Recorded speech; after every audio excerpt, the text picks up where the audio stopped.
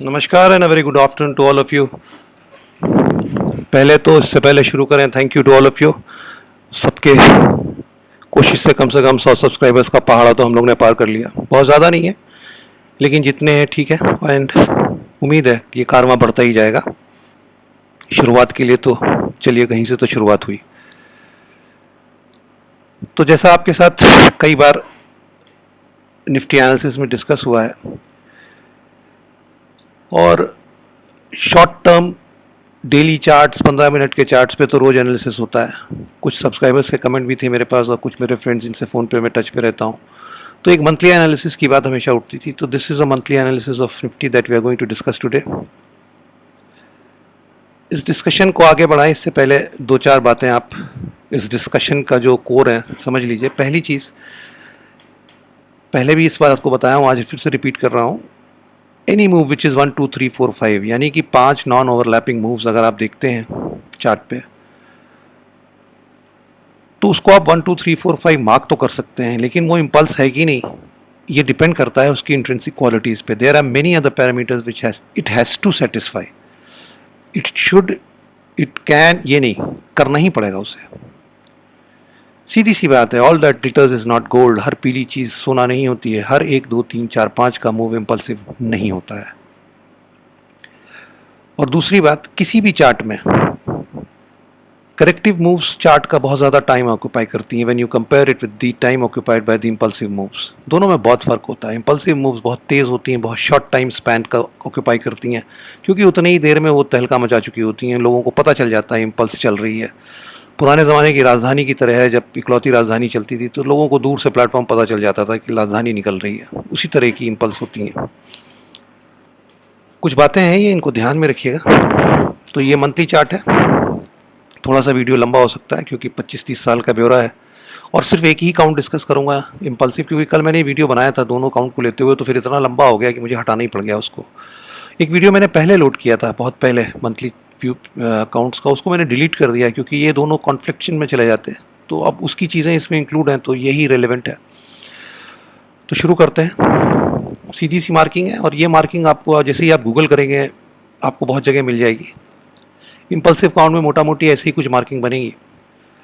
1 2 जब से शुरू हुआ निफ्टी महाशय तब से यहाँ 1 कर दिया, 2 कर दिया, फिर तीसरी चली उसकी 1 2, फिर इनर वेव 3 की 1 2 3 4, and then we have a fifth year, and we have ended the inner wave third at 12450 as per this count.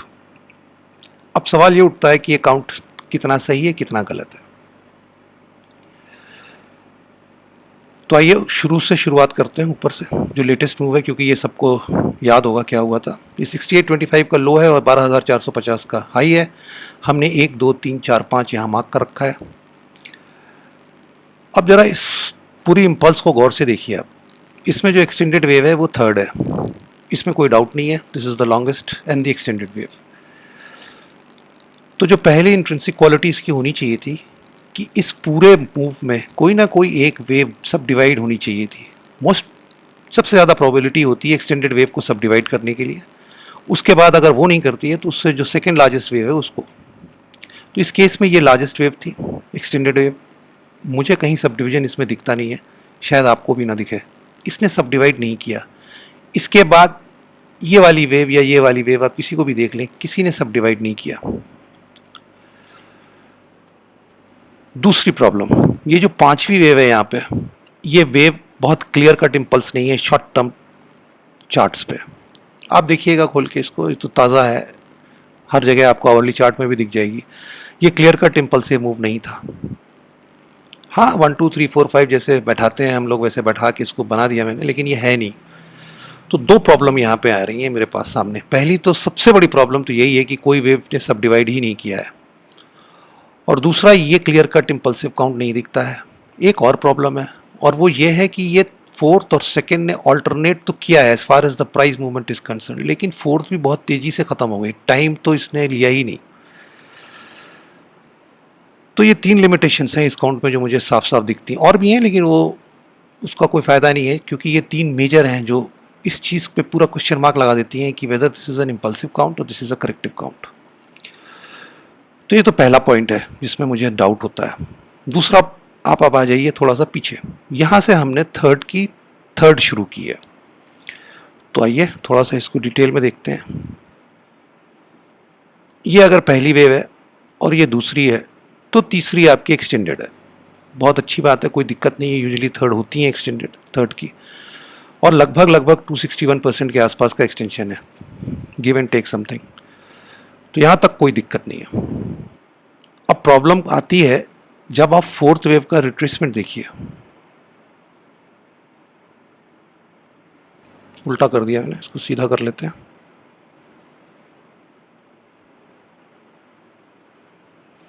ये फोर्थ वेव ने मोर देन 61% रिट्रेस कर दिया थर्ड वेव को, और वो भी इनर थर्ड वेव की थर्ड को। आप फोर्थ यहाँ खत्म हुई है क्या? फिर यहाँ नहीं खत्म हुई है तो फिर यहाँ खत्म हो गई। तो इसने भी मोर देन 50% रिट्रेसमेंट कर रखा, अराउंड 50%। देखिए साहब, अगर ये फोर्थ वेव है और इसने 61% के ऊपर रिट्रेस कर दिया है तो ऐसा नहीं है कि ये नहीं कर सकती है, बिल्कुल कर सकती है। लेकिन फिर उस केस में होता क्या है मैं आपको बता दूं। उस केस में ये होता है कि जो फिफ्थ वेव आती है, यानी कि ये वाली मूव जो होनी चाहिए थी, फिफ्थ वेव फेल हो जाती है।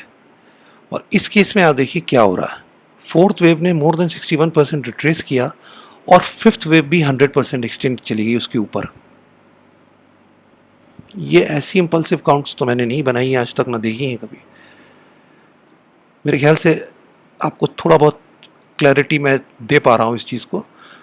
See the third wave of this wave starting from 5118 is extended, it is more than 261% of wave 1। तो 261% के आसपास एक्सटेंड होने के बाद फोर्थ वेव ने इसको मोर देन 61% रिट्रेस कर दिया यहाँ पे। अब ऐसे केस में सीधी सी बात है, फिफ्थ वेव फेलियर्स मिलते हैं आपको। पहली बात, इनर वेव थर्ड में फिफ्थ वेव फेलियर्स होते नहीं हैं, और अगर होते भी हैं तो ये फिफ्थ वेव फेल नहीं हुई है, इसने तो 100% एक्सटेंशन ले लिया यहाँ पे। ऐसा होता है क्या? ऐसा मुझे नहीं लगता, मैंने देखा है कभी। लेकिन ठीक है, कोरोना का टाइम में विचित्र चीज़ें हो रही हैं, तो हो सकता है ये भी हो गई हो। लेकिन ये एक सेकेंड बहुत बड़ी प्रॉब्लम है इस काउंट में, और बहुत मेजर प्रॉब्लम है ये। अब थोड़ा और पीछे आते हैं। मैंने सिर्फ 2 लेवल्स यहाँ जानबूझ के लगा रखे हैं आपके लिए कि आप इसको देखेंगे तो मुझे समझाने में आसानी होगी। यहाँ पहली ख़त्म हुई थी, यहाँ दूसरी ख़त्म हुई थी, तो ये तीसरी की पहली है। अब आप गौर से देखिए, ये तीसरे की पहली ने फर्स्ट के हाई को नहीं निकाला। फर्स्ट का हाई 6357 पे रखा हुआ है मैंने, और तीसरी की पहली का हाई मैंने 6339 यहाँ मार्क किया हुआ है। मैंने क्या मार्क किया, मार्केट में यही मूव यहाँ दिखाया है, और इसने इस हाई को नहीं निकाला है। ये कतई नहीं ऐसा होता है। When the third wave starts, its first will in most of the times cross the high of the first. पहली impulsive move पिछले हाई को काट देगी। तो एक प्रॉब्लम यहाँ पे है। तो ये पूरा जो मूव यहाँ से यहाँ तक का है, इसमें जितने भी मेन पोर्शंस हैं उन सब में प्रॉब्लम है। देखिए, ये काउंट इम्पल्सिव बनाया है मैंने इसलिए क्योंकि एक हमेशा ये करता हूँ मैं, एक इम्पल्सिव एक करेक्टिव लेके चलता हूँ, और दोनों में क्या क्या चीज़ें हैं वो आपके साथ एकदम साफ साफ डिस्कस करता हूँ। तो इस इम्पल्सिव काउंट में right from the start of the wave second to the conclusion of inner wave third of the third, problem ही प्रॉब्लम है बॉस। यहाँ प्रॉब्लम है। यहाँ सबसे बड़ी प्रॉब्लम तो ये है जो फोर्थ वेव ने 61% के नीचे रिट्रेस कर दिया और उसके बाद फिफ्थ वेव एक्सटेंड हो गई, और फिफ्थ वेव ने जो एक्सटेंशन लिया उसमें कोई भी सब डिवीजन नहीं है, क्लियर कट सब डिवीजन कहीं दिखते नहीं है आपको। फिफ्थ वेव आपकी ओवरलैपिंग सी दिखती है, और ऑल्टरेशन में भी प्रॉब्लम है। तो ये एक छोटे से इश्यूज हैं जो इस पूरे काउंट में आते हैं। एक इशू यहाँ भी है जो इतना शार्प करेक्शन हुआ, लेकिन इसको छोड़ देते हो सकता है फिर ये साइडवेज चला जाए, वो तो अलग बात है। लेकिन यहाँ से यहाँ तक का मैंने आपको क्लियर किया कि what are the problems with this count. अब एक सबसे बड़ी प्रॉब्लम इस काउंट में जो है वो अब आपके सामने आने वाली है, वो ये है एक प्यारी सी ट्रेंड लाइन जो हम नीचे बनाते हैं, और फिर एक उससे भी अच्छी ट्रेंड लाइन जो थर्ड वेव पे ऊपर जाती है। देखिए कितना अच्छा चैनल हो रहा है, पूरा मूव 2 ट्रेंड लाइंस के बीच में जा रहा है। एक हल्का सा ब्रेक है यहाँ पे, उसको इग्नोर कर दीजिए। Maybe we have formed a triangle here, इसलिए वो टूटा है, छोड़ दीजिए। क्या बना है उसको हम नहीं बात डिस्कस करेंगे। लेकिन ये पूरी मूव बिल्कुल क्लियर है और एक चैनलाइज्ड मूव है। अब गौर करने वाली बात क्या है? गौर करने वाली बात सिर्फ इतनी सी है कि ये इनर वेव थर्ड ने इस हाई को, इस ट्रेंड लाइन को ब्रेक नहीं किया। देखिए, आप कोई भी चार्ट देखें, आपको एक बात बता दूं, बिल्कुल साफ बात है, इम्पल्सेस घोड़े की तरह होते हैं, वो भी अरबी घोड़े की तरह। आप उनकी उछाल और दौड़ को ट्रेंड लाइन से रोक नहीं सकते हैं ऊपर। अगर ये थर्ड वेव थी तो ये ऊपर की ट्रेंड लाइन इतनी बार टूटती ऊपर जाके कि ये आप क्लियर कट चैनल कभी बना ही नहीं सकते थे। ये थर्ड जो यहाँ दिख रही है ये यहाँ कहीं आती, ये वन जो यहाँ आ रही है यहाँ कहीं आती, ये यहाँ कहीं जाती। The trend line, the upper channelling line would have been broken many times during the formation of the inner third. ऐसे ही चलती हैं थर्ड वेव, आप उनको बांध नहीं सकते हैं दो चैनल के बीच में। और ये तो पूरी मूव बंधी हुई है। आप गूगल कीजिएगा, पढ़िएगा, समझिएगा, सीखिएगा कभी, या आपको हो सकता है ऑलरेडी पता हो। इस तरह की मूव्स करेक्टिव होती हैं। When you can channel moves between two lines, upper and lower, 90% of the times they are corrective moves, they can not be an impulse. Especially तीसरी की तीसरी तो हो ही नहीं सकती है साहब, ये सारी ट्रेंड लाइन की धज्जियाँ उड़ जाती हैं, एकदम ऊपर ही ऊपर जाती है। तो ये कुछ बहुत बड़ी प्रॉब्लम्स हैं इस काउंट में। अब हैं तो हैं, लेकिन इम्पल्सिव काउंट अगर आपको बनाना है तो इन लिमिटेशंस के साथ ही जीना होगा। जैसे आजकल हम लोग लॉकडाउन के साथ जी रहे हैं, तो अगर इसको इम्पल्स आपको माननी है तो यही है, और इसके साथ ये प्रॉब्लम्स हैं। एक और चीज़ आपको दिखा देता हूँ इस काउंट में, तो शायद आपको थोड़ी और क्लैरिटी आ जाए। देखिए, ये वो दौर था, यहाँ से जब हम चले 68-25 के आसपास से, तो हर बिजनेस चैनल, हर न्यूज़ जो मार्केट से रिलेटेड है, और मैगजीन्स में, ब्रोकरेज हाउसेस में, ऑनलाइन टिप्स देने वाले, और दुनिया भर के यूट्यूब्स में हर जगह ये पढ़ने लग गया कि अब की बार 15,000 और फिर 20,000, 25,000, सेंसेक्स 50,000, 1 लाख, और आदमी सीधे सीधे चांद से मंगल ग्रह की बात करने लग गया। और इस सारी दौड़ धूप में हम ये भूल गए कि एक चीज़ होती है RSI, और वो कहाँ है इस पूरी जंग में, इस पूरी भाग दौड़ में, इस पूरी जर्नी में। ये भाई साहब ने तो हमारा कभी साथ ही नहीं दिया। तीसरी की तीसरी चल गई, ख़त्म हो गई, और ये तो नीचे की तरफ ट्रेंड कर रहे हैं। अब रही बात मेरे पर्सनल ओपिनियन की, तो साहब ये कहीं से इम्पल्सिव काउंट नहीं है। रही बात उन लोगों की जो मेरा चैनल देखते हैं, उनमें से बहुत लोगों को लगता है कि इम्पल्सिव है, तो बिल्कुल इम्पल्सिव है, लेकिन ये लिमिटेशंस हैं जो मैंने आपके साथ शेयर किया है। और जो इसको करेक्टिव मानते हैं, क्योंकि मेरे हिसाब से ये पूरा का पूरा मूव निफ्टी का करेक्टिव मूव है, there is not a single impulse in this. हाँ, ये छोटी मोटी इम्पल्स बीच में कहीं घुसी हो तो हो, लेकिन ये पूरा का पूरा मूव जो है ये करेक्टिव है, इसमें कोई डाउट इफ एंड बट मेरे हिसाब से तो नहीं है। अगर इम्पल्सिव आपको इसको मानना है तो एक ही प्रॉबल काउंट्स मैंने आपके सामने रखे हैं। अब आप इसको चाहे कैसे भी ऑल्टर कर लीजिए, लेकिन जो लिमिटेशंस मैंने आपके साथ डिस्कस की हैं वो रहेंगी, उस काउंट में भी रहेंगी, और जो करंट काउंट आपके साथ डिस्कस हो रहा उसमें भी रहेंगी। और ये RSI आपके सामने है, जो पूरी मून से लेके मार्स तक की जर्नी में बहुत पीछे रह गया। तो फिर ये है क्या? ये कुछ नहीं है, ये करेक्टिव पैटर्न है। हम किसको करेक्ट कर रहे हैं ये हमें नहीं पता, लेकिन हम करेक्शन में जो हैं, और इसके बाद जो भी होना होगा खेला होगा। तो आपको बता दूं, आप जैसे मूवी देखने जाते हैं तो अभी तो आपने ट्रेलर ही देखा है, एड फिल्म्स जो आती हैं वही चल रही हैं, पिक्चर तो अभी शुरू भी नहीं हुई है। ये रही आपके साथ जो एक प्रोबेबिलिटी थी इम्पल्सिव काउंट की, जिसको बहुत लोग इम्पल्सिव लेके चलते हैं। मैंने भी इम्पल्सिव काउंट डिस्कस किए हैं, अपने पुराने वीडियो में भी इम्पल्सिव काउंट्स ही डाले थे मैंने। करेक्टिव काउंट्स ये क्या बनते हैं ये मैं कभी शेयर करूंगा, क्योंकि उसमें बहुत ज़्यादा टाइम लगेगा। लेकिन जहाँ तक मेरा प्रश्न है, मेरी एनालिसिस कहती है हम सब करेक्टिव मूव्स में हैं। All this has been a correction which has been going on and on at least from 2008 onwards, क्योंकि एक ही मूव दिखती है तेज़, वो ये है। अब ये इम्पल्स है कि ये भी कोई करेक्टिव एक्स वेव है या कुछ और है, ये देखना पड़ेगा बाद में, उससे फ़र्क नहीं पड़ता है।